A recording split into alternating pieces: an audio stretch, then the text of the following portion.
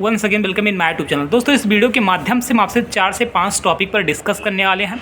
जिन साथियों का डाउटफुल लिख करके आ गया है उनको क्या करना होगा, डिस्ट्रिक्ट अलॉटमेंट आपको कब देखने को मिलेगा, और पीजीटी का जो 6 सब्जेक्ट है, क्या कुछ साथी जो चयनित हो चुके हैं क्या वो बाहर भी हो सकते हैं, क्योंकि आप सभी साथियों को पता है जो गेस्ट टीचर हैं उनको कहीं ना कहीं वेटेज दिया जाएगा। हम इस पर भी आपसे बात करेंगे। एंड हम आपको बताना भी चाहते हैं टीआरई 3.0 का नियुक्ति पत्र आपको कब दिया जाएगा, इस पर बात करेंगे। और टीआरई 4.0 के बारे में भी अपडेट निकल कर सामने आ चुका है। टीआरई 4.0 कब होगा, क्या स्टार्ट हो पाएगा या नहीं हो पाएगा, हम एक एक करके आपसे पूरा डिटेल में डिस्कस करने वाले हैं। उससे पहले मेरा आप सभी साथियों से रिक्वेस्ट है, जितने साथी इस वीडियो को देख रहे हैं, अगर आपने चैनल को अभी तक सब्सक्राइब नहीं किया है तो चैनल को आप लोग जरूर सब्सक्राइब करें और आप हमारे टेलीग्राम चैनल से अवश्य जुड़ जाइए। जितने साथी इस वीडियो को देख रहे हैं, टेलीग्राम का लिंक हमने कमेंट बॉक्स में पिन कर दिया है। सबसे पहले मैं आपको बताना चाहता हूं, जो आपका टीआरई 3 का जो नियुक्ति पत्र मिलने वाला है दोस्त, वो आपको होली के बाद में आपका नियुक्ति पत्र आपको दिया जाएगा।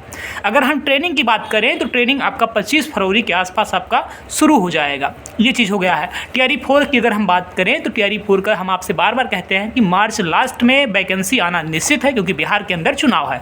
वैकेंसी बम्पर इस बार रहेगी, 1 लाख प्लस पद पर आपको बहाली देखने को मिलेगी और पीआरटी में इस बार ज़बरदस्त पद आपको देखने को मिलने वाला है। तो अगर आप टीआरई 4 की तैयारी कर रहे हैं तो अपनी पढ़ाई की जो गति है उसको आप और तेज़ी से करना स्टार्ट कर दीजिए।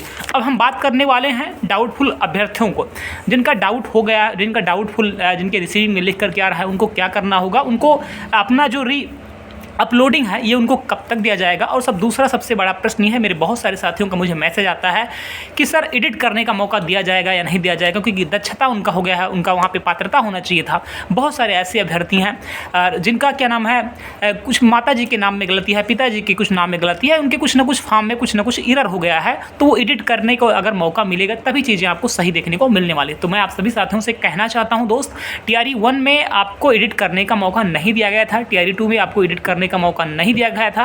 अगर आप चाहते हैं टीआरई 3 में एडिट करने का मौका मिले तो आप टेलीग्राम से अभी तुरंत जुड़ जाइए, और इसके रिगार्डिंग हम ट्विटर कैंपेन भी करने वाले हैं, तो उसमें आप ज़्यादा से ज़्यादा पार्टिसिपेट करिए, क्योंकि आप हमें पर्सनली मैसेज करेंगे कि सर एडिट करने का मौका मिलेगा कि नहीं मिलेगा, तो कुछ नहीं हो पाएगा इससे। ठीक है, उसके लिए जब पोर्टल ओपन होगा उस टाइम हम इसके लिए भी ट्विटर कैंपेन करेंगे। आप बिल्कुल भी परेशान मत होइए।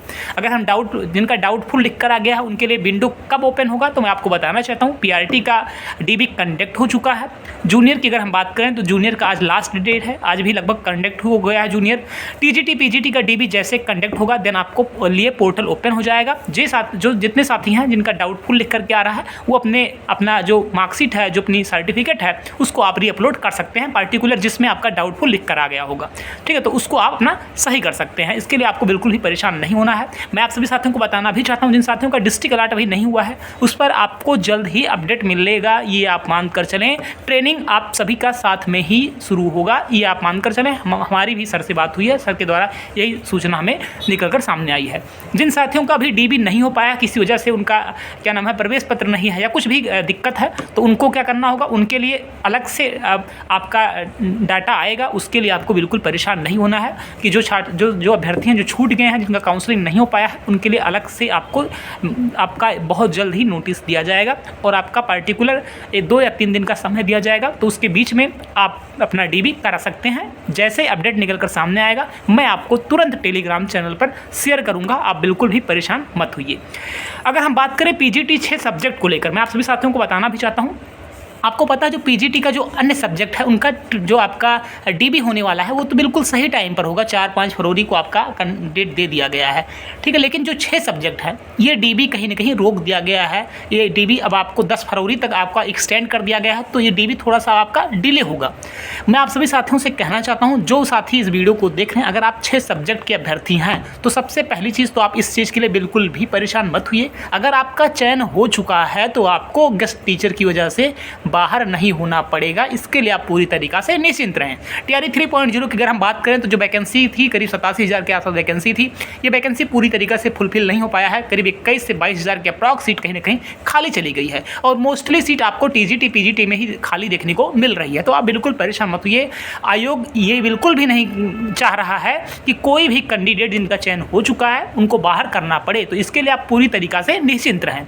लेकिन अगर हम डॉक्यूमेंट वेरिफिकेशन की बात करें, जो 6 सब्जेक्ट हैं हैं, इनका डॉक्यूमेंट वेरिफिकेशन कहीं ना कहीं चीज़ थोड़ा सा आपको लेट ही देखने पड़ेगा। जो अन्य सब्जेक्ट है इनके साथ आपका डॉक्यूमेंट वेरिफिकेशन थोड़ा कहीं ना कहीं डिले होगा। अगर आप चाहते हैं तो आप सभी लोग यहाँ पे कमेंट करके जरूर बताइए। आप लोग का काफ़ी ग्रुप भी होगा, आप पार्टिकुलर सर से भी मिल करके, आप एजुकेशन डिपार्टमेंट में मिल करके अपना नोटिस वगैरह भी आप वहाँ पर दे सकते हैं। तो आप मुझे उम्मीद भी है कि आप लोग का भी कहीं ना कहीं प्रयास जारी भी होगा।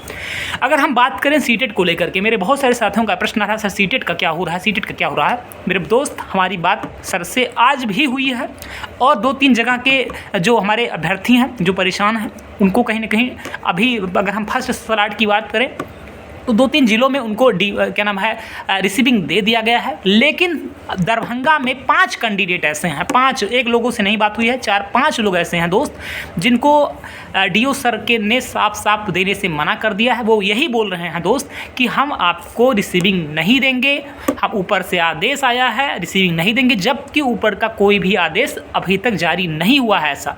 लेकिन वो होता नहीं कि अपना नियम कानून अलग से बना लेना, तो वही वाली हाल है।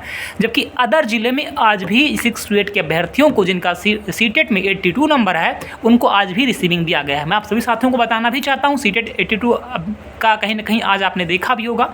आज आप बहुत सारे साथी हैं जो पटना पहुँचे हैं और अपनी बात को एक दूसरे से कहे हैं कि आगे की रणनीति बनाए हैं, आगे क्या करना होगा। तो सबसे पहले ये जो आपका मुहिम है इसके लिए आपको बधाई हो। लेकिन यहाँ पर जितने हमारे साथी हैं, अगर आप 6 to 8 कैंडिडेट हैं तो हम आपसे बस इतना ही कहना चाहते हैं दोस्त। देखिए 6 to 8 में अगर हम बात करें तो जो संख्या आपकी है बहुत कम है, मतलब बहुत ज़्यादा कम है।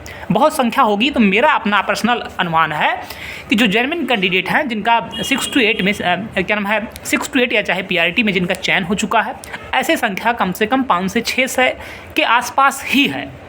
ठीक है, तो जो साथी टीआरई 4 की तैयारी कर रहे हैं उनको भी आगे आना चाहिए, इस मुहिम का हिस्सा बनना चाहिए। क्योंकि अगर टीआरई 3 में कोई अगर दिक्कत हुआ तो फिर टीआरई 4 में भी आपको दिक्कत होगा।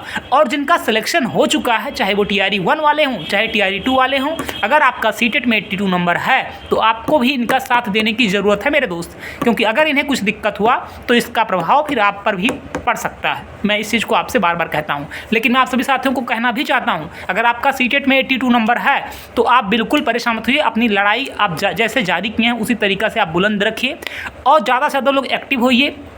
एजुकेशन डिपार्टमेंट में आप लोग ज्ञापन वगैरह दे रहे हैं, बहुत अच्छी चीज़ है। ठीक है, और इसके रिगार्डिंग मेरी सर से भी बात हुई है। ये जो आपका प्रकरण